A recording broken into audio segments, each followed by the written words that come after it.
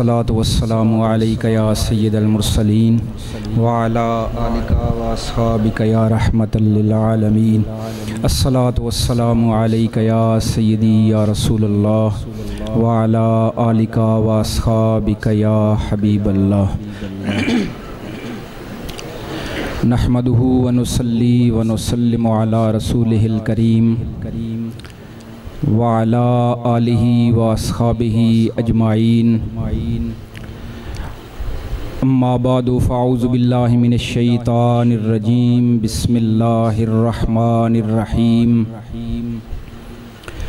व इज़ अख़ज़ल्लाहु मीसाक़न नबिय्यीना लमा आतैतुकुम मिन किताबिम व हिकमा सुम्मा जाअकुम रसूलुम मुसद्दिकुल लिमा मअकुम लतुअमिनुन्न बिही व लतंसुरुन्नह क़ाल अअक़ररतुम व अख़ज़्तुम अला ज़ालिकुम इसरी क़ालू अक़ररना क़ाल फ़शहदू व अना मअकुम मिनश्शाहिदीन फ़मन तवल्ला बाद ज़ालिका फ़उलाइका हुमुल फ़ासिकून।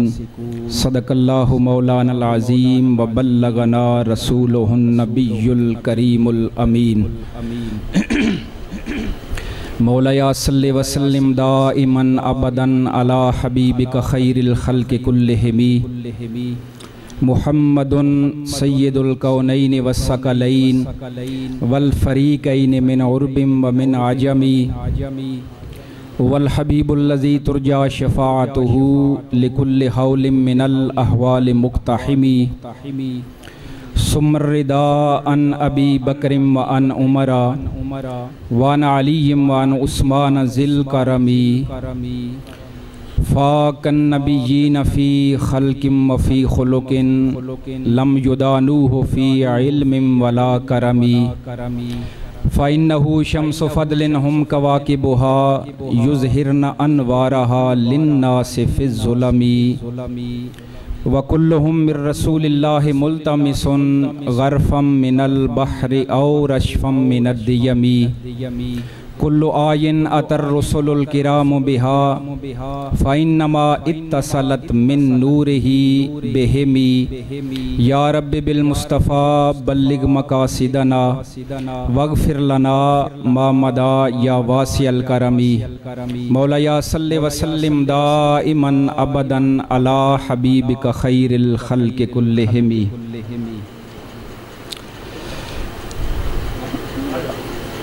हम्दो सलात के बाद ज़ीनत महफ़ल जनाब मोहतरम हज़रत अल्लामा साहिबज़ादा कारी मोहम्मद मुजाहिद रसूल साहिब दामत बरकातुकुमुल आलिया इंतहाई इज़्ज़त व एहतराम के लायक जनाब मोहतरम कारी मोहम्मद इफ्तिखार साहिब ज़ीदा मजदुकुमुल आलिया पैकरे इखलास व मोहब्बत जनाब मोहतरम अलहाज मोहम्मद सदीक तनहा साहिब इंतहाई इज़्ज़त व एहतराम के लायक जनाब मोहतरम हाजी मोहम्मद इकबाल चौहान साहिब जनाब मोहतरम चौधरी मोहम्मद शौकत बरियार साहिब दीगर जुमला असातिज़ा किराम उलमाए किराम अंजुमन गुलामान मुस्तफ़ा के जुमला अराकीन और बतौर ख़ास बज़्म अल करम के जुमला अराकीन और इंतहाई इज़्ज़त व एहतराम के लायक बुज़ुर्गों दोस्तों अज़ीज़ तलबा मेरे लिए एक लिहाज से मुश्किल लम्हात भी हैं और दूसरी तरफ से सादत का मौका भी है कि मैं आपके सामने असातिज़ा किराम तलबाए किराम की मौजूदगी में अपने इस मादरे इल्मी के अंदर आपके सामने सबक सुनाने के लिए हाज़िर हूँ। हज़रात गिरामी, आज का ये प्रोग्राम ज़ेरे निगरानी ज़ेरे साया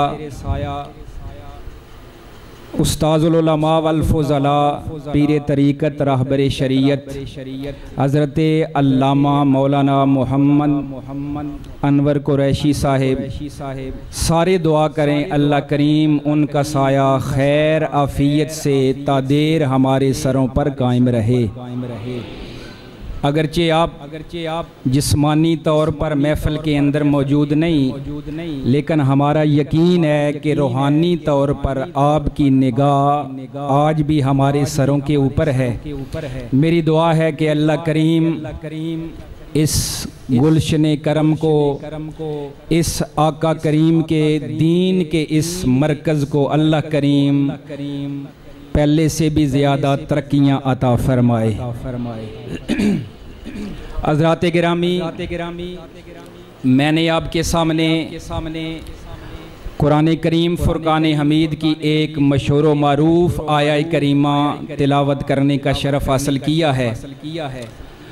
बातें शायद नई ना हों, लेकिन चूँकि मौका है आका करीम की नात पढ़ने का, मुझे मौका मुयस्सर आ गया है तो वो मैं नात पढ़ रहा हूँ। शायद आप समझें कि वो वही बातें हैं जो हमने पहले सुन रखी हैं, लेकिन आका करीम की नात का फैज़ान हमें नसीब हो जाएगा।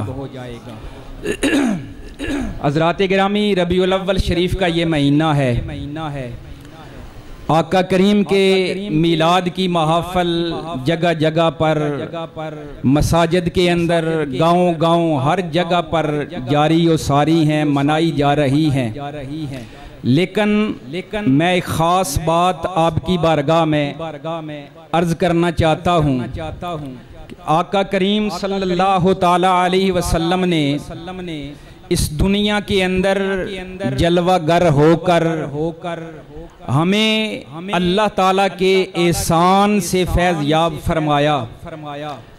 वो कौन सी वजह थी, वो कौन सा सबब था कि अल्लाह करीम ने अपने हबीब को इस दुनिया के अंदर भेजा और अल्लाह करीम इस दुनिया के मेले को सजाकर नबियों समेत सारी मखलूक से चाहता था। वो सबब क्या है, वो वजह क्या है कि अल्लाह करीम ने पहले नबियों को भी पैदा किया, उन्हें उम्मतें अता फरमाई, फिर हम दुनिया में आए, कायनात का मेला लगा हुआ है, लगा रहेगा। लेकिन अल्लाह करीम चाहता किया है ये सारा मेला सजाकर। हज़रात गिरामी, अगर मैं अपनी सारी तकरीर का खुलासा लुब्बे लुबाब अगर एक जुमले में आपके सामने रखूं तो सारी तकरीर का मगज़ ये होगा कि अल्लाह करीम ने अपने हबीब को दुनिया के अंदर भेजा, कायनात का मेला सजाया। वजह ये थी कि वो ये चाहता था कि नबियों समेत सारी मखलूक मेरे हबीब की याद के अंदर, मेरे हबीब के तसव्वुर के अंदर, मेरे हबीब के ख्याल के अंदर मस्त रहकर दुनिया की जिंदगी गुजार कर मेरी बारगाह में वापस आ जाए। सिर्फ यही एक मकसद था जो अल्लाह करीम ने दुनिया बनाते ही हमें समझा दिया।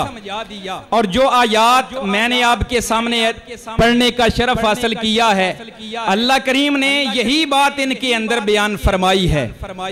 आयाते तय्यबात का तर्जुमा आप जानते हैं। अल्लाह करीम ने फरमाया, वाइज़ आख़ज़ल्लाहु मीसाक़न नबिय्यीना लमा आतैतुकुम मिन किताबिम व हिकमा।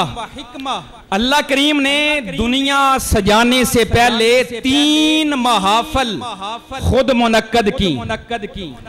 एक महफल के अंदर रब ने सारी मखलूक को जमा किया, अपनी रबूबियत का वादा लिया। दूसरी महफल सजाई, नबियों से उनकी रिसालत का वादा लिया।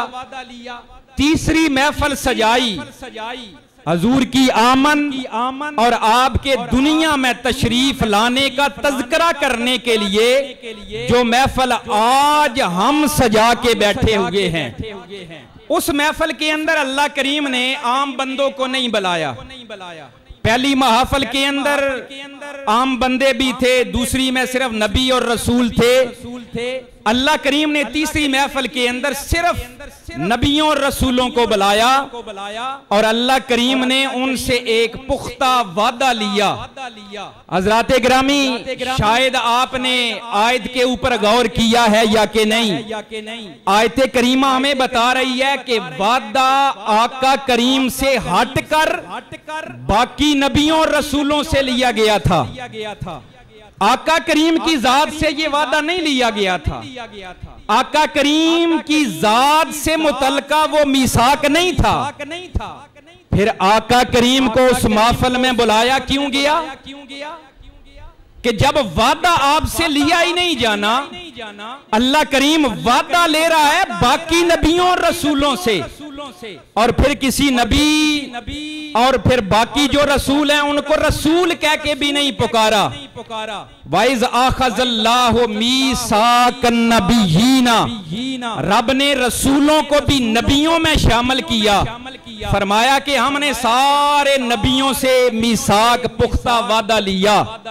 सुम्मा जाकुम रसूल, हमारे आका का जिक्र इलादा हुआ, अन नबिय्यीन के अंदर हजूर शामिल नहीं है।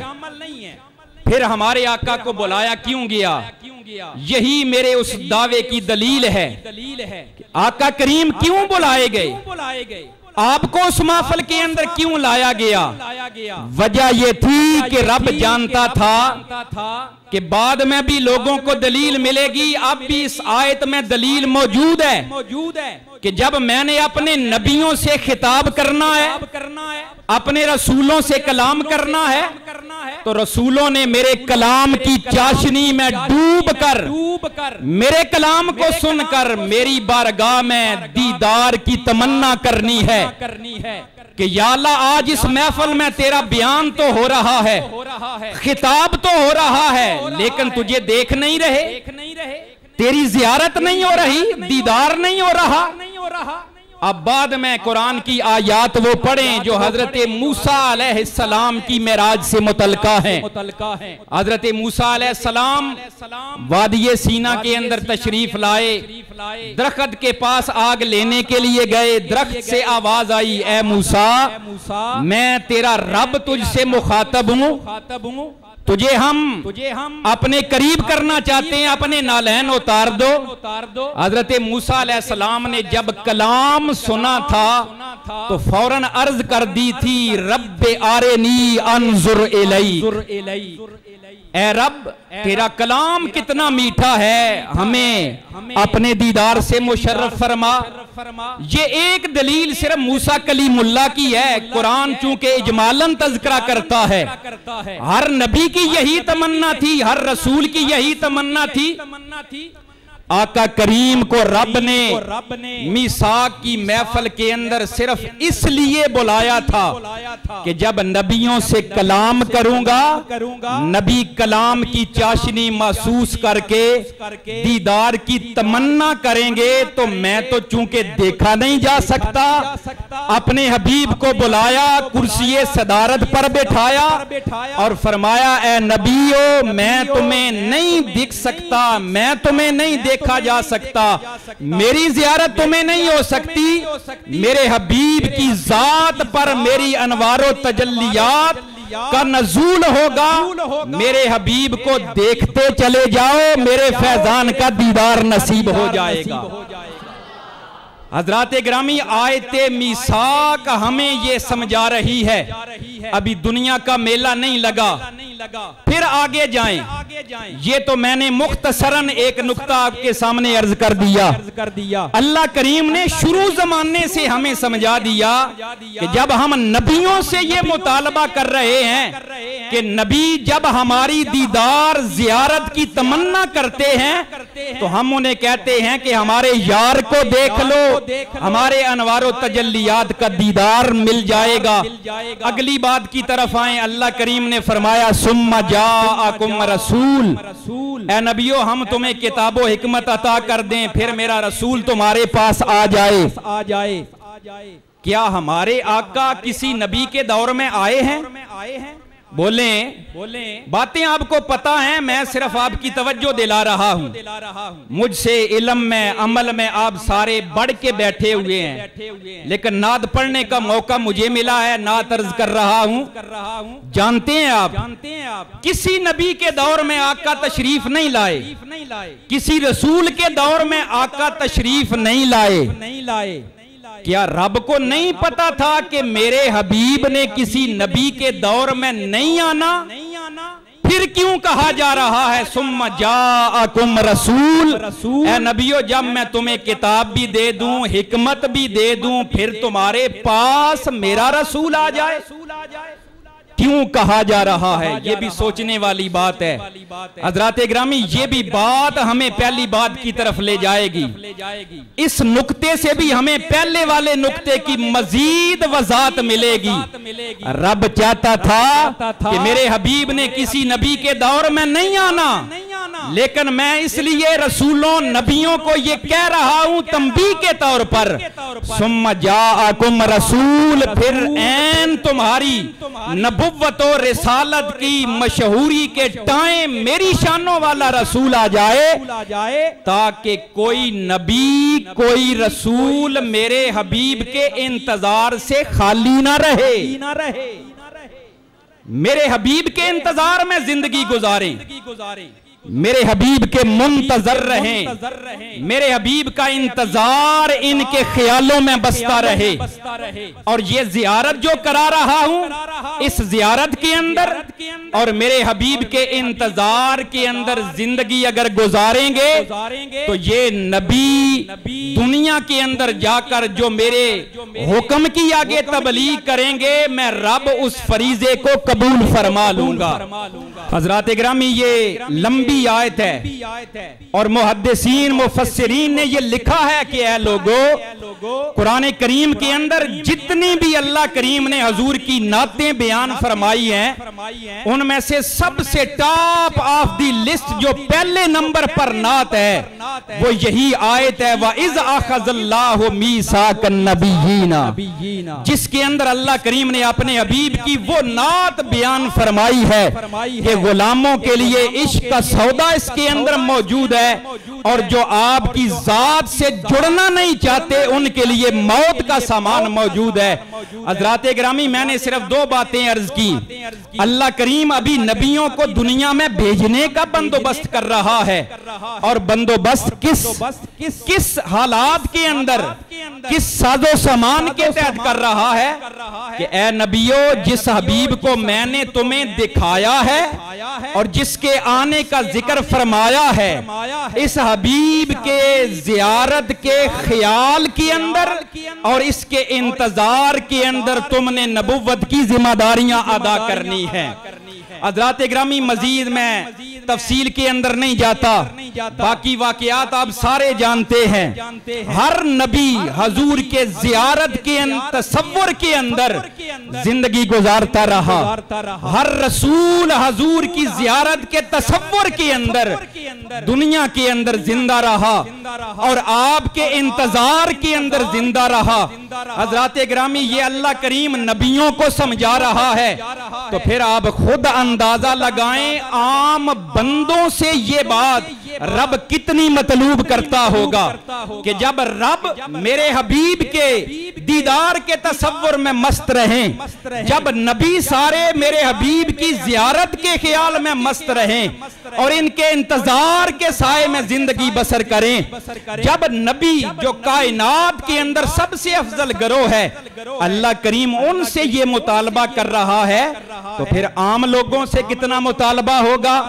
हज़रात गिरामी, आप जितनी आसमानी किताबें हैं, जितने आसमानी सहीफे हैं, कुरान करीम समेत सारे के सारे आप पढ़ लें, मेरे आका करीम का जिक्र हर सफ़े पर नजर आएगा, मेरे आका करीम का तज़किरा हर उम्मत के अंदर नजर आएगा, मेरे आका करीम का जिक्र हर नबी रसूल की जुबान पर सुनाई देगा। वजह क्या है कि वो नबी जिसने मेरे आका की जियारत मीसाक की महफिल के अंदर की थी, उसी तसव्वुर के अंदर जिंदगी गुजार रहा है। और मेरे आका की आमद आने का तज़किरा रब की जुबान से सुना था। सुम्मा जाअकुम रसूल, उसी इंतजार के अंदर जिंदगी गुजार रहा है। हज़रात गिरामी, आओ बात को मुख्तसर करूं। नबी सारे मेरे आका करीम से पहले कोई भी नबी मक्के के अंदर पैदा नहीं हुआ। मक्का करीम को अगर मौलद के एतबार से फजीलत हासिल है तो वो हमारे आका की जात की निस्बत की वजह से हासिल है। सारे नबी जितने भी हैं मक्का से हट के बाकी शहरों और मुल्कों के अंदर पैदा हुए हैं। उनके पास किबला अपना मौजूद है। हर नबी के पास किबला है। वो मेरे आका भी इब्तिदाई दौर के अंदर उसी किबला की तरफ नमाज पढ़ते रहे, मुंह करके उसी को किबला बनाते रहे। लेकिन अगर आप तारीख हदीस की किताबें खोलें तो आपको हदीस और रवायात बोल बोल कर कहेंगी कि हर नबी ने एक मर्तबा नहीं कई मर्तबा बैतुल्ला, काबा शरीफ और मक्का शरीफ का सफर किया है। मक्के के तरफ चल के गए हैं और मुहद्दिसीन ने यहां तक लिखा है कि 300 नबियों की कब्रें ये हरम के इर्द गिर्द मौजूद हैं। हजरत इस्माइल और आपकी वालिदाए मोहतरमा की कब्रे अनवर ये ऐन मिजाबे रखमत के नीचे हतीमे काबा के अंदर है। नीचे 70 नबियों की कब्रें जमजम के कुएं से लेकर मकामे इब्राहिम के दरमियानी उस हिस्से के नीचे हैं। 300 नबियों के मज़ारात। और हजरत हसन बसरी ने तो यहां तक लिखा कि जब नबियों को कौमें अपने वतन से निकालती, जब नबी रसूल उनके जुल्म से तंग पड़ जाते तो उनका मुंह होता तो मक्का की सरजमीन की तरफ होता था। वो मक्का की तरफ हिजरत करते थे। हर नबी कुल्लो नबीयन, ये लफ्ज हजरत हसन बसरी ने बयान किए हैं। हर नबी ने जब भी उसे अपने वतन से निकाला गया, कौम ने जुल्म किया और नबी ने हिजरत करने का इरादा किया तो नबी तो अल्लाह के हुक्म के बगैर कदम नहीं उठाता। क्यों बैतुल्ला की तरफ आ रहा है? हालांकि मूसा कलीमुल्लाह जैसे पैगंबर मेरे आका करीम ने फरमाया, मैंने अपनी आंखों से तनईम के मकाम पर मूसा कलीमुल्लाह को बनी इसराइल के 70 नबियों के साथ बगैर जूतों के पैदल चलते हुए काबे की तरफ आते देखा है। क्या वजह है? हर नबी क्यों आ रहा है? क्या वो इबादत के लिए आ रहा है? इबादत के लिए तो उनके पास बैतुल मक़दस मौजूद है, मस्जिद अक्सा मौजूद है। क्यों वो आ रहे हैं? हज के लिए, उम्रे के लिए नहीं। मुहद्दिसीन ने ये बात वाज़े तौर पर लिखी है कि जिस तसव्वुर के अंदर डबोकर, जिस तसव्वुर में मस्त रहने के लिए नबियों को रब ने दुनिया में भेजा था, वो तसव्वुर हजूर के ज़ियारत का, आपकी मुलाकात का और आपके इंतजार का हर नबी को खींच के मक्का की सरजमीन पर ले आता था और वो आकर डेरा लगाते थे। हजरत नूह ने अपना वतन छोड़ा, आकर मक्का सेने हरम के अंदर डेरा लगाया। हजरत हूद ने अपना वतन छोड़ा, सेने हरम के अंदर डेरा लगाया। हजरत शुएब जैसे अल्लाह के नबी ने मदाइन का अपना वतन छोड़ दिया जो करीब था उस बैतुल मक़दस के। आपने सेने हरम में आकर डेरा लगाया, आपका मजार भी वहां बना। मुहद्दिसीन कहते हैं लोगों, यही वो तसव्वुर था, आका की मुलाकात का ख्याल था, हजूर की ज़ियारत का शौक था, आपके जमाने को पा लेने का ये जज्बा था कि हर नबी खिंचे खिंचे बैतुल्ला की तरफ आ रहा है। हर नबी जज्बात के अंदर डूब कर सेने हरम में डेरा लगा रहा है। तो हज़रात गिरामी, जब नबियों का ये आलम है तो फिर हमारा क्या हाल होना चाहिए? हमारी आका की जात के बारे में क्या अकीदत होनी चाहिए? हमारा तसव्वुर हजूर के बारे में, आका करीम की ज़ियारत की तड़प, जुदाई, आका करीम की मुलाकात का शौक फिर हमारा कितना होना चाहिए? हज़रात गिरामी, यहाँ पर मैं एक अकीदे की बात करूंगा। आज लोग सहाबा किराम की बात करते हैं, लेकिन चूंकि ये अटैच है मेरे मौजू के साथ, हर नबी और उसकी उम्मत मेरे आका की ज़ाहिरी हयात की ज़ियारत के लिए तड़पती रही। अल्लाह करीम ने किसी को ज़ाहिरी दुनिया में ये दौलत नहीं अता फरमाई। हर नबी तड़पता रहा, हर उम्मत तड़पती रही, हर रसूल तड़पता रहा, जमाने के लोग तड़पते रहे, और सहाबा के बाद में भी इसी तरह लोग तड़प रहे हैं। हम कुर्बान ना जाएं सहाबा किराम पर, जिनको रब ने ये दौलत जिसे हासिल करने के लिए अल्लाह के नबी पहले तड़पते रहे, हम बाद में तड़प रहे हैं। अल्लाह ने उन्हें चलते फिरते दुनिया के अंदर ये दौलत अता फरमा दी।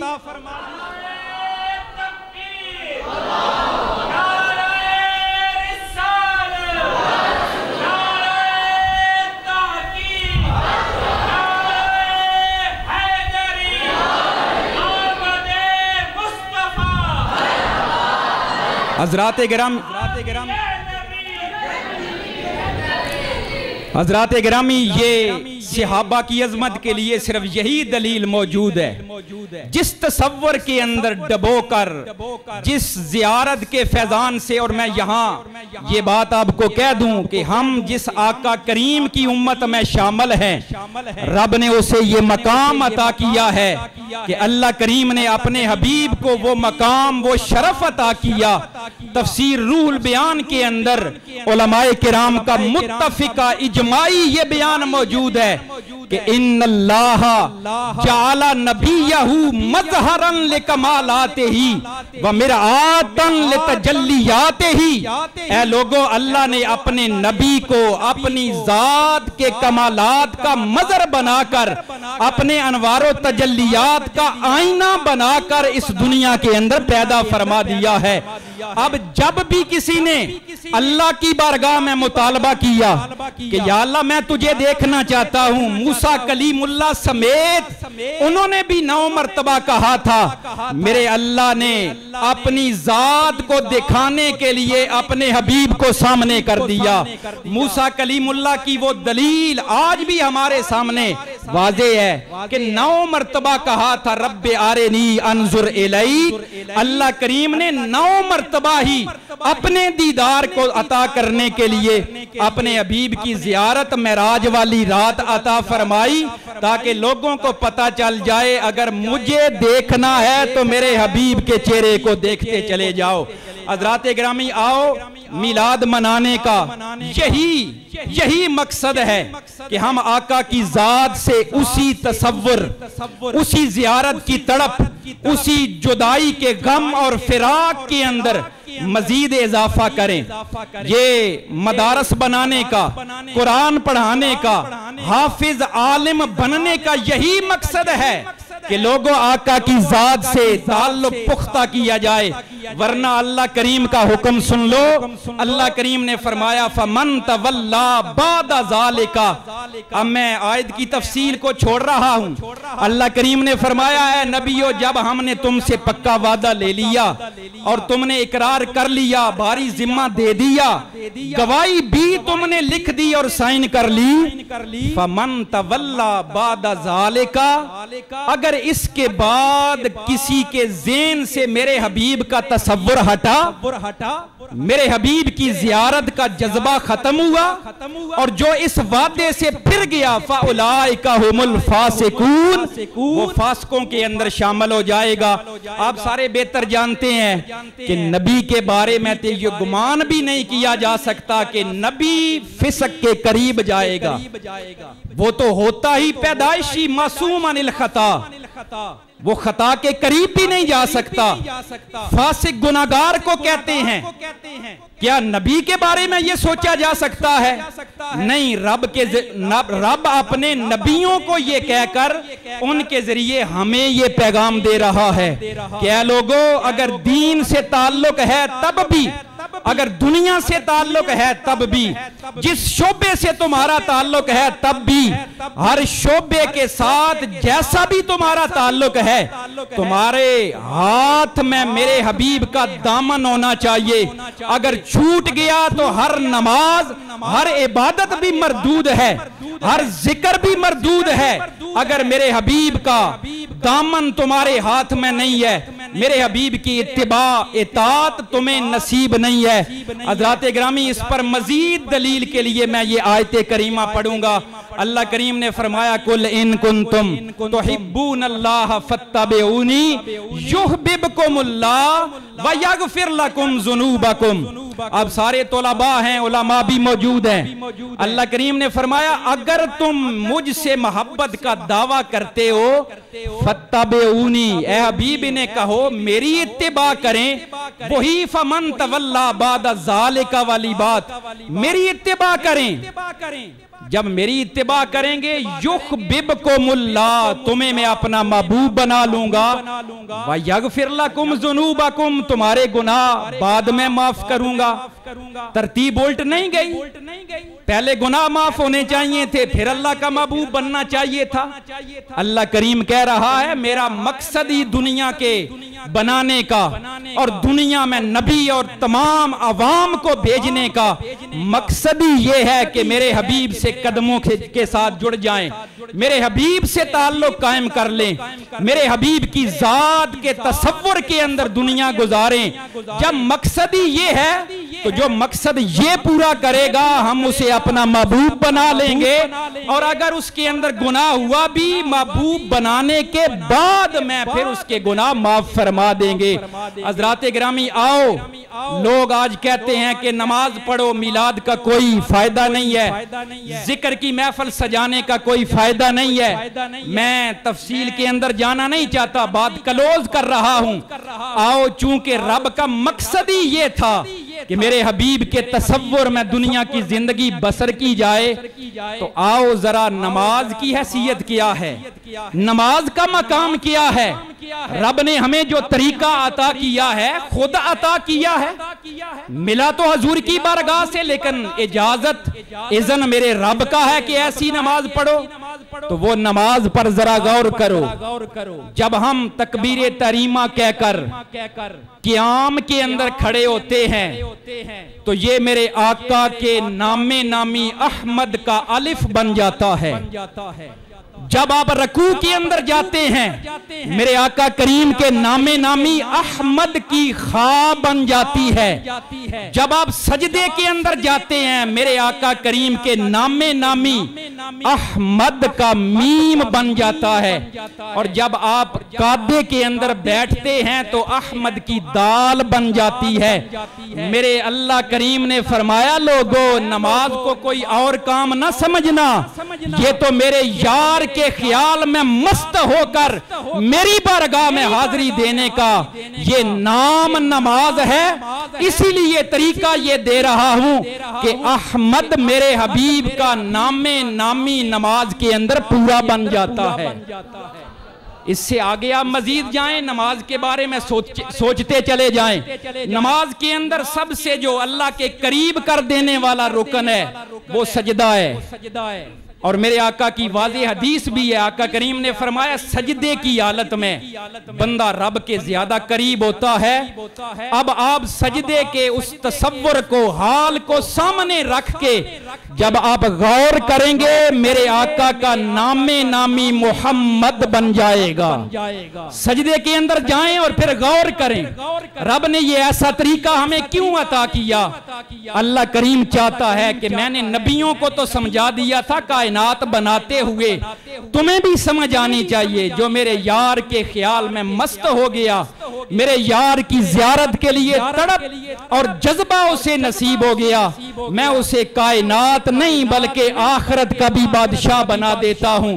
हज़रात गिरामी, एक बात अर्ज करके अपनी गुफ्तगू खत्म करने की तरफ लाता हूं। मेरे तोलबा भी मौजूद हैं, हमारी मंतक की किताबों के अंदर एक बहुत बड़ा नाम है एक मुसन्निफ का, जिसका नाम है सादुद्दीन तफ्ताजानी रहमतुल्लाह ताला अलैह। इनकी लिखी हुई किताबें मंतक के अंदर तोलाबा जानते हैं और उलमा भी जानते हैं, और आप सारे भी जानते होंगे क्योंकि आप भी हमारे असातिज़ा किराम के कदमों में बैठने वाले हैं। आपको भी पता ही होगा मंतक एक खास इल्म है दरसे निज़ामी के अंदर। इसके अंदर जो बड़ी बड़ी किताबें पढ़ाई जाती हैं उनके मुसन्निफीन में से एक नाम सादुद्दीन तफ्ताजानी का मिलता है। हज़रात गिरामी, इसके हालात जिंदगी के अंदर ये बात आती है कि जब ये मदरसे के अंदर दाखिल हुए तो ऐसे नहीं थे कि जैसे इनका हाल किताबें लिखते वक्त था कि आज उनकी किताबें बड़े बड़े उलमा के सामने रख दी जाएं तो वो कांपने लग जाते हैं, पढ़ भी नहीं सकते, समझ भी नहीं सकते। ऐसा हाल नहीं था। इब्तिदा में जब दाखिल हुए तो परले दर्जे का कुंद ज़ैन पूरी क्लास में से, बल्कि क्लास में से नहीं पूरे मदरसे में से जो कुंद ज़ैन बंदा था वो सादुद्दीन तफ्ताजानी था। लेकिन मेहनती था, रट्टाबाज था, हर वक्त किताबें खोल के पढ़ता रहता था, और साथ उसे एक खास आदत भी नसीब थी। ये वाकया मेरे पास जो तोलाबा पढ़ते रहे वो जानते होंगे, मैं अक्सर उन्हें सुनाता रहता हूँ। वो परले दर्जे का कुंद ज़ैन हर वक्त किताबें खोल के असर के बाद भी पढ़ता रहता। 11 बजे के बाद तोलाबा सो जाते, उसके बाद भी किताबें खोल के रट्टे लगाते रहता। लेकिन उसकी आदत ये थी कि जब वो पढ़ते पढ़ते थक जाता, सोचता कि दिमाग थक गया है, किताब बंद कर देता, नबी पाक पर दरूदो सलाम पढ़ना शुरू कर देता। अब क्लास में हालत यह है कि उसे कुंद ज़ैनी का निशान उस्तादों ने अता कर रखा है, और अगर मिसाल देनी हो तो सादुद्दीन तफ्ताजानी की कुंद ज़ैनी की मिसाल पूरे मदरसे के अंदर दी जाती थी। इसी तरह वो जिंदगी बसर कर रहा है, पढ़ रहा है, साल जारी है। एक रात आई, सादुद्दीन तफ्ताजानी ने जब थकावट महसूस की, आका करीम की बारगाह में अपना तसव्वुर ले गए और तसव्वुर ले जाकर किताब बंद की, आका पर दरूदो सलाम पढ़ना शुरू किया। पढ़ने लगे ही थे कि उधर दरवाजे के ऊपर दस्तक हुई। किसी ने बुलाया है, सादुद्दीन बाहर आओ। सादुद्दीन ने कहा, नहीं मैं बाहर नहीं आ सकता, मैं किसी खास काम के अंदर मसरूफ हूं। वो बुलाने वाला चला गया। कुछ देर गुजरी, दुरूदो सलाम पढ़ रहे हैं, फिर दस्तक हुई, वही आवाज आई, सादुद्दीन बाहर नहीं आते। फिर उन्होंने यही कहा कि मैं बाहर नहीं आ सकता, खास काम में मसरूफ हूं। तीसरी मर्तबा जब दस्तक हुई, आवाज आई, ऐ सादुद्दीन बाहर नहीं आता, तेरे मुकद्दर ने तुझे कहां ला खड़ा किया है कि तेरे आका तेरी मुलाकात के लिए आए हैं। हजरत सादुद्दीन दौड़ पड़े, जूती भी नहीं पहनी, वहीं सारा कुछ छोड़ा। बाहर जब मदरसे के लान के अंदर पहुंचे, आका करीम जलवागर हैं, हजूर ने अपने सीने से लगाया, प्यार किया, हाथ आपके सर के ऊपर फेरा, शफकत फरमाई, और आका करीम वापस तशरीफ ले गए। अब सादुद्दीन जब सो के सुबह बेदार होता है और क्लास के अंदर जाता है तो साद की हालत ही तब्दील हो गई है। उस्ताद अभी मसला बयान नहीं करता, आधा बयान करता है, साद आने वाले अगले मसले का सवाल पहले कर देता है, पहले वो माना बयान कर देता है। शागिर्द भी सारे हैरान हैं, उस्ताद भी हैरान है।